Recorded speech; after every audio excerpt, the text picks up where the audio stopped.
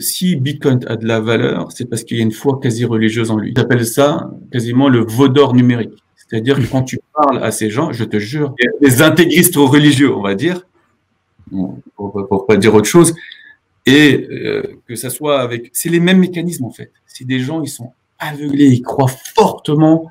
Et c'est marrant, hein, parce que quand tu parles avec eux, je sais, ils ont rien. Ils ont peut-être pour 5 000, 10 000 dollars de Bitcoin, mais ils se battent comme des malades. Et donc, il y a cette foi qui a été construite sur cette monnaie, et c'est ces gens, ces petites mains qui sont sur les réseaux sociaux, sur Facebook, sur Twitter, sur Instagram, autour de toi, etc., qui lui donnent de la valeur pour qui? Pour les très très gros qui en possèdent énormément. Et c'est ça qui nous pose un problème. Et de toute façon, une monnaie ne peut pas réussir s'il n'y a pas une foi en elle. On a tous foi en l'euro, par exemple, mais cette foi, elle est imposée. C'est-à-dire qu'on n'a pas le choix. Si tu veux payer tes impôts, c'est en euros. Donc, il faut que tu payes tes euros en impôts. Ouais. Donc, il y a des euros. Si tu veux aller acheter une voiture, tu peux pas l'acheter en Bitcoin ou en dollars en France. Tu es obligé de l'acheter en euros. Donc, si tu as des dollars, tu es obligé de les changer en euros et acheter ta voiture en euros. OK? La TVA, elle va être payée en euros. Tu comprends? Ouais. Donc, la foi qu'on a en l'euro, ce qu'on appelle la convention de la monnaie, elle est imposée par l'État. Mais il n'y a pas que des méfaits à ça. Les bienfaits que cette foi soit imposée, c'est que l'impôt est prélevé aussi souverainement par l'État sur la monnaie elle-même. Et donc, les gens, ils le prennent pour garantie. Take it for granted. Tu vois, que il y a la sécurité, qu'on a l'école, qu'on a l'hôpital. Mais c'est aussi grave. Ouais, alors que alors qu'en réalité, ça repose sur un système. Ça repose sur un système. Et si du jour au lendemain, c'est l'anarchie totale, que on décide, ah non, on veut plus de l'euro, etc., et qu'on veut plus faire société, parce qu'on n'a pas confiance en la Banque centrale, on n'a pas confiance aux dirigeants politiques, etc., eh ben, on veut aller vers une monnaie mondiale complètement décentralisée, hors des États, parce qu'on n'a plus confiance dans les États, c'est pas une solution non plus, tu vois.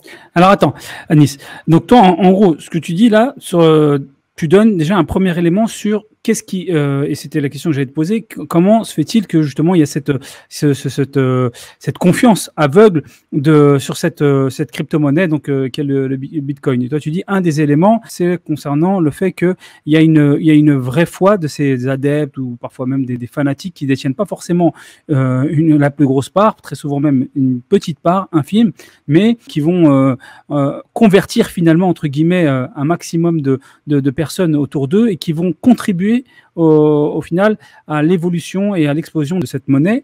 Et tout ça repose donc sur la foi qu'on retrouve d'ailleurs même dans les entreprises, où on avait même chez Apple, tu avais même des évangélistes comme Guy Kawasaki, dont le travail était justement d'évangéliser entre guillemets, c'est-à-dire de faire connaître et de prêcher la bonne parole pour Apple versus contre le grand méchant Microsoft, ainsi de suite. Et on le retrouve dans beaucoup de concepts, que ce soit en entreprise, que ce soit même dans les guerres à l'époque, ce concept de foi sur lequel reposent les réussites. En gros, c'est un prosélytisme monétaire, on va dire. C'est du prosélytisme monétaire, quasi religieux. C'est ça, tout à fait. En fait, au départ, il ne s'est pas créé de nulle part. Il y a eu une étincelle. L'étincelle, si on veut regarder les causes pourquoi le Bitcoin a réussi, si tu veux regarder l'étincelle, oui, c'est une révolution technologique. C'est fou. C'est-à-dire que on peut avoir un registre de transactions décentralisé, c'est-à-dire qu'il n'y a pas d'État, il n'y a pas de banque, il n'y a pas de banque centrale, il n'y a rien, et on est sûr qu'il est infalsifiable, transparent, infalsifiable, etc. Et ça, c'était vraiment une révolution technologique. Et lui, il repose sur ça, mais c'est pas suffisant, on a dit. Donc la deuxième chose, c'est sa primauté, c'est le premier. Et donc, il y a ce livre blanc qui est autour, il y a l'histoire de Satoshi Nakamoto, hein. Tu vois, tout un mystère. Un petit aparté là, et je vais revenir sur les deux autres points qui font les causes. Il y a un film, Expérience de Vogel. C'est un film qui dure à peu près 1h30. C'est dans un village allemand dans les années 30, en pleine crise. Il y a un gars qui a une superbe idée et qui veut mettre en place ce qu'on appelle la monnaie fondante, la monnaie de Gesell. Okay. C'est une monnaie en laquelle je crois énormément. Tu vois, pourquoi? Parce que cette monnaie, qu'est-ce qu'elle dit? Elle dit que, par exemple, si tu prends l'or ou le Bitcoin, tu vas mourir. Le fait qu'ils peuvent pas mourir, tu vois, le fer s'oxyde. C'est pour ça que c'est une monnaie, tu vois. Les dattes ou le sel, tu vois, avec le temps, ils vont pourrir. Ils vont rester pendant 1 ou 2 ans, et c'est pour ça que c'est des monnaies faibles. Mais l'or et dans une moindre mesure l'argent sont des monnaies très fortes, parce que l'or pur est inoxydable. Ok? Cette supériorité de l'or, c'est ce qui fait sa valeur. C'est-à-dire que sa limitation, elle est en quantité limitée. C'est ce qui fait sa valeur, et c'est pour ça qu'elle a à chaque fois supplanté toutes les autres monnaies. Le dollar s'est appuyé sur l'or à Bretton Woods pour devenir très très fort. Tu comprends? Il s'est appuyé sur la confiance et la force de l'or pour lui, comme s'il avalait cette force incroyable de l'or. Donc après, une fois que Bretton Woods est mort en 71, là on est en train de vivre la fin du dollar. Il s'est maintenu par la suite par les guerres au Moyen-Orient pour s'appuyer sur le pétrole. Donc c'est pour ça qu'on dit pétrodollar, alors qu'avant c'était Bretton Woods, c'était le dollar adossé à l'or. On est passé au dollar adossé au pétrole. Et pour maintenir cette force, ils ont été obligés de faire ces petites guerres au Moyen-Orient, etc. Donc, Gisèle, qu'est-ce qu'il vient? Il dit, si la monnaie, et tu vas voir, hein, ça va te faire penser à un truc normalement, si la monnaie, elle est trop forte, eh ben, elle va donner trop de pouvoir à ceux qui la possèdent. Et donc, pourquoi le gars qui a des tomates, il est obligé, s'il en a trop, d'aller les vendre dans le marché? Parce qu'il a peur qu'elles pourrissent. Et donc, le fait que les tomates pourrissent, d'une certaine façon, ça crée un cycle naturel où l'économie circule, tu vois. Les transactions ont lieu, etc. Le gars, il veut pas avoir ses tomates pourries. À la fin, si plus personne n'en veut, il les donnera. Et donc, il n'y a pas de gâchis, tu vois. Par contre, avec une monnaie, de l'or, c'est toi qui es maître. Te donne quasiment l'impression, tu vois, alors c'est un peu philosophique, et il y en a qui ont pensé à ça, hein. Nietzsche en parle beaucoup, tu vois. Ça te donne l'impression d'une vie infinie, en fait. Tu transfères dans ta richesse, dans l'or, une vie, et surtout si tu l'accumules, une idée de la vie infinie. Et ça te rassure énormément. Et Gisèle, il vient et dit, ben non, la monnaie doit aussi s'oxyder. Donc, il arrive à un taux de 5,2%, c'est-à-dire qu'il dit que chaque semaine, la monnaie va perdre 0,1%. Et donc, comme il y a 52 semaines sur l'année, ça perd 5,2%. Et le fait que la monnaie perd, ce qui s'est passé, dans son expérience à lui, c'est que les gens ont eu besoin de dépenser cet argent-là et de le faire circuler parce que sinon, il va perdre de la valeur. Il y en a même qui ont demandé, et imagine, hein, il y en a qui ont demandé à payer leur impôt en avance. Parce qu'ils se sont dit, moi j'ai de l'argent, si j'attends 9 mois pour payer mes impôts, ben, je vais perdre à peu près 4%. Ok? Et ben, cette oxydation de la monnaie, quand la valeur perd de son argent, ça va chez qui? Ben, c'est redistribué aux plus démunis. Et tu vois, c'est une sorte de purification sur la monnaie. Tu comprends? Ouais. Donc, quand lui, il a cette idée incroyable, personne n'y croit, alors que c'est une superbe idée. Son village, c'est un village du Tyrol autrichien, donc dans les montagnes autrichiennes, etc., en 1932. Son village, c'est une catastrophe finie. Et pour faire en sorte que ça marche, il n'y arrive pas. Il n'y arrive pas par la raison. Et à un moment, il va voir le prêtre et il va se confesser. Et il montre un côté humain au prêtre. Et il montre un côté tellement humain que le prêtre il dit, tu sais quoi, peut-être qu'on va lui donner une chance à sa monnaie. Et c'est le prêtre, un dimanche, pendant la messe, qui dit, les gars, on devrait lui donner une chance à cette monnaie parce que là, on s'en sort pas et peut-être que c'est la solution. Juste avec cette parole du prêtre. Et donc, tu vois, là, il y a un transfert de confiance on va dire, de la religion, de la Bible vers la monnaie. Tu vois? Et d'un seul coup, cette monnaie explose. Elle est utilisée par tout le monde. Le village s'en sort tellement bien que ça se répand dans les villages d'à côté. Et là, ça vient. Et là, tu as du vrai ruissellement. Il y a du vrai ruissellement, mais sauf qu'après, la banque centrale autrichienne en a entendu parler et le gars s'est retrouvé jugé, quoi. Et ils ont dû arrêter l'expérience. Ouais. Ah oui, d'accord. Ils ont dû arrêter l'expérience parce que ça marchait trop bien. Tu vois? Et pourquoi les gens veulent avoir le contrôle? La banque centrale veut avoir le contrôle de la monnaie parce que si tu contrôles la monnaie, tu contrôles le peuple, c'est le pouvoir, en fait. Là. Et donc, c'est pour ça qu'ils lui ont interdit cette monnaie-là. Donc, voilà pourquoi je dis qu'il faut avoir foi dans une monnaie. Et cette foi, elle est née au départ de la technologie, elle a été nourrie. Il se monte le bourrichon, c'est vraiment quasiment une secte, hein, les maximalistes. Hein. C'est la primauté, tu vois.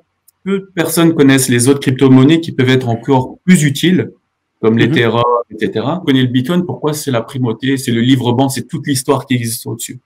Et récemment, pourquoi le Bitcoin aussi a réussi? Tu sais, on a dit, ceux qui sont arrivés les premiers ont mis leur confiance dans le Bitcoin naturellement, tu vois. En même temps, ça coûtait pas très cher à ce moment-là. Voilà. Et non, ils se sont dit, voilà, moi, je pense que ça va être, on va faire tout en sorte, etc. Et pour eux, c'est un moyen de devenir riche, tu vois.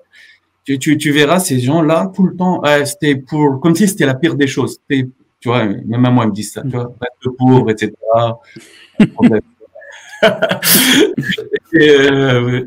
On est tous pauvres, de toute façon, il y en a qu'un qui est riche. Et donc, ouais, reste pauvre. Ils ont ce mythe-là qu'ils vont devenir riches et facilement, et qu'ils ont le contrôle. Ah ouais, ça c'est. Et bon, eux ont mis leur confiance. Mais là, ce qui se passe, et c'est très intéressant depuis peu de temps, c'est qu'il y a un transfert de confiance. Qu'est-ce que ça veut dire, il y a un transfert de confiance? C'est qu'il y a des gens, ils perdent de foi dans le dollar, dans l'euro, etc., dans la pound, dans la livre anglaise. Et qu'est-ce qu'ils font? Ils se disent, mais non, les États ont trop printé de l'argent, imprimé de l'argent numériquement. Ça ne va plus rien valoir, il y en a trop, je ne sais plus où l'investir. Le S&P, il est au plus haut, le Nasdaq, il est au plus haut, tout est au plus haut.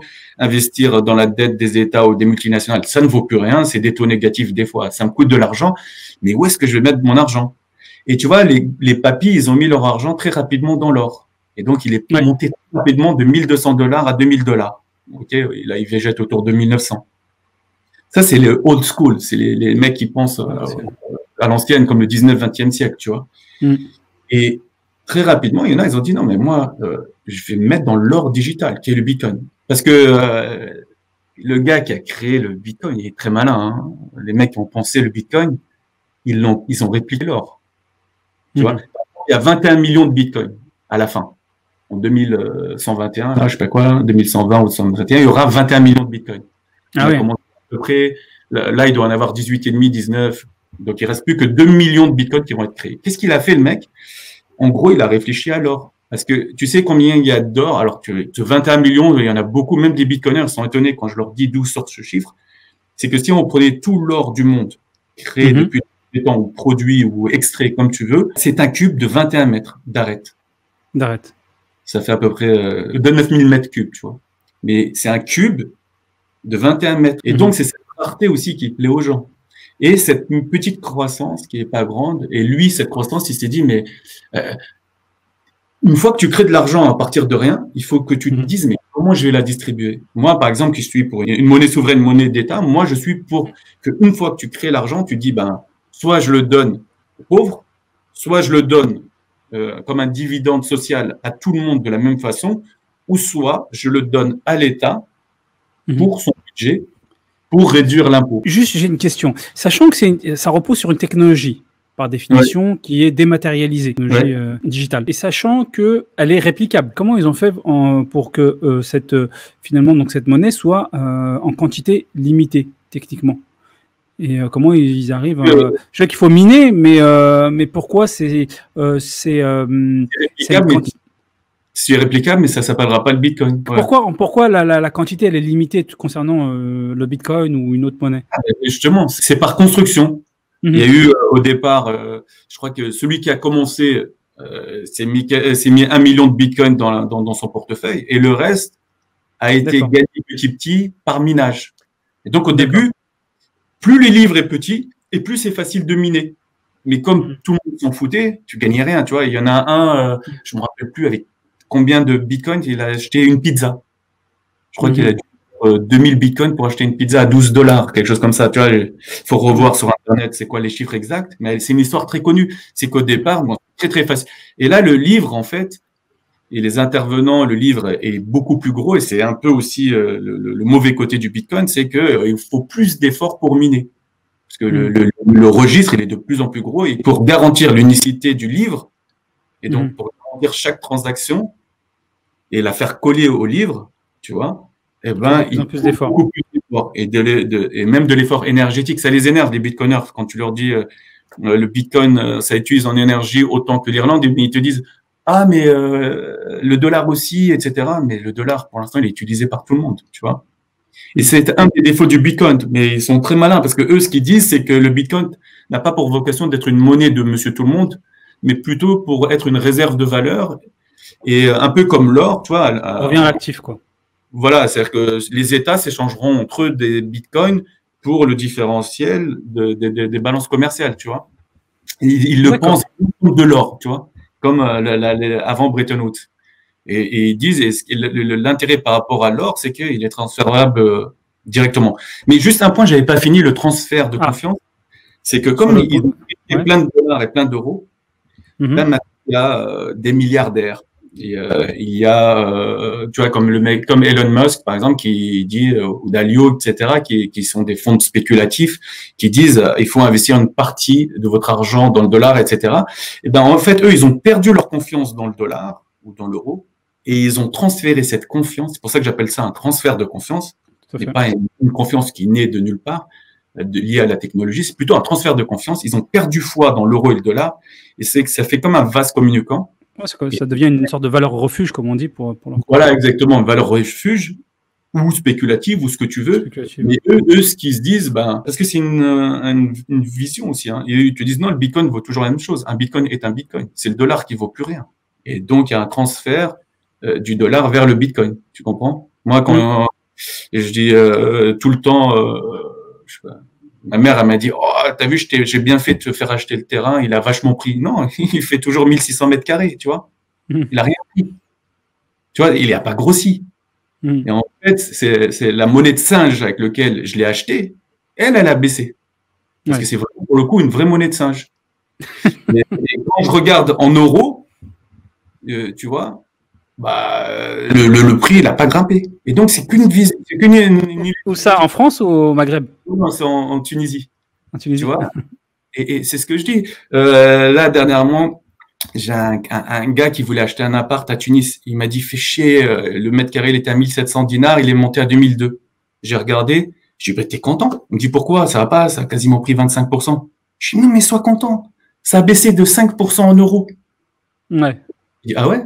Et dis-toi que l'euro, entre 2017 et maintenant, ou 2015 et maintenant, l'euro, il a aussi perdu en valeur, tu vois.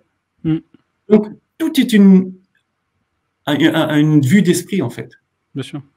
Tu comprends? C'est que il n'y a de tangible que ce que tu peux voir. La monnaie n'est qu'une unité de valeur. Et elle, tu vois, nous, on réfléchit qu'en monnaie. Ben, à un moment, il faut arrêter de réfléchir en monnaie. Moi, quand j'étais dans les marchés, des fois, quand je comprenais pas des graphes, tout le temps, et c'est marrant parce qu'il le propose pas Bloomberg, mais tu peux l'écrire. Je regardais tout le temps, tout en XAU. C'est une devise. XAU, c'est l'or. C'est l'once d'or. Donc, je mettais XAU. Et là, hallucinant. Par exemple, je peux regarder le S&P sur 100 ans. En dollars, je comprends rien. Je vois qu'un truc qui monte au ciel. Je mets XAU. Allez, c'est fini. Tu vois tout. La crise de 29, la guerre, la Deuxième Guerre mondiale, la reprise économique, le premier crack pétrolier, le deuxième, et tu vois tout.